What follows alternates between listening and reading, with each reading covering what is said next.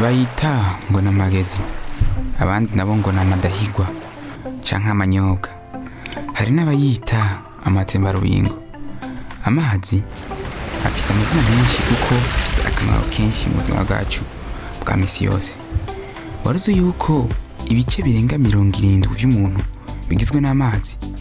Nico gituma rero biga barasemerera haba ku ma televiziyo canke ku ma radio bati mugabo wese ntirirenge utanyweye n'imiburiburi nk'amaritiro 3 y'amazi ku munsi.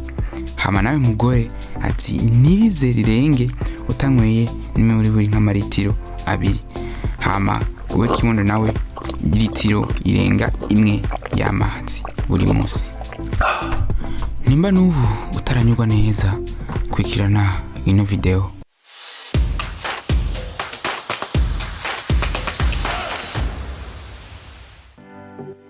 Muri no video tugiye kurabira hamwe imvo 10 zituma umuntu akwiye kwitwararika kunywa amazi buri munsi. Imvo ya mbere, amazi arafasha cyane mu gihe cy'iseka ry'ibifungurwa.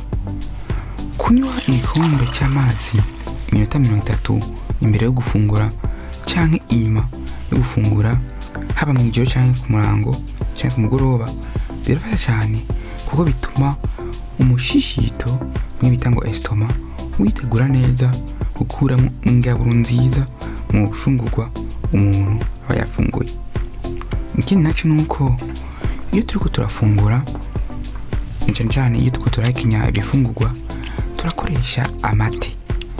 Ajya amate dukoresha agizwe n'ibice birenga 90 by'amazi. Kunywa amazi rero urumva yuko ari ingirakamaro kanini mu gusya ibifungurwa. Imvo ya kabiri, amazi niyo atuma umubiri ugumana urugero rwiza rw'amaraso. Amaraso ni ingirakamaro ku mubiri kuko afise akamaro kenshi cyane. Niyo akwiragiza intangabuzima aro twita mu kirimi cy'igifaransa ati oxygene mu bindi bihimba vyose vy'umubiri, agatuma kandi n'umubiri witandukanya n'umwuka nkarisha w'ikarbone nk'ibita ngo CO2. Niyo kandi akwiragiza ingaburo nziza z'umubiri zihinguwe zivuye mu vy'umuntu yafunguye, aho turavuga amaglycose n'amavitamine mu bindi bihimba vyose by'umubiri. Abahinga rero bavuga yuko amaraso agizwe n'ibice birenga 50 kujana vy'amazi. Nico gituma rero kunywa amazi ari ingirakamaro cyane kuko birinda ugukihanirwa kw'amaraso.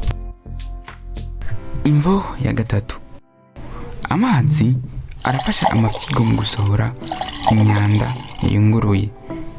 Bivuga yuko buri munsi amafyigo y'umuntu yoba ayungurura amaritiro arenga 120 y'amaraso. Aho naho hakavamwo imyanda myinshi itandukanye. Amafyigo rero acakoresha amazi kugira ngo asohore iyo myanda ibikishije nko mu myanda mutoyi, aho turavuga nk'amasobe. Muri rusange biravuga yuko buri munsi umuntu asanzwe yoba asohora nk'ilitiro irenga kugeza kuri litiro 2 y'amasobe. Kandi bagiye kwiyeza neza basanga ibice birenga 95 vy'ayo masobe bigizwe n'amazi. Ico gituma rero kunywa amazi ari ingirakamaro cyane ku mafyigo. Imvo ya kane, amazi niyo atuma umubiri ugumana ubushuhe busanzwe. Aho naho turavuga nk'amadegre yagera kuri 37 muri rusange. Umuntu atagwaye ameze neza, ubushuhe busanzwe bw'umubiri wiwe usanga kenshi na kenshi buri hagati y'amadegre Celsius 36.1 kugeza ku 37.8. Iyo umuntu agwaye duha tubona ubushuhe bw'umubiri wiwe buduga. Ikindi kandi duhora tubona ni ku bantu bariko barakora nk'imimenyerezo canke nk'abantu iyo bagiye kuzuba, naho nyene ubushuhe bw'umubiri burungerekana.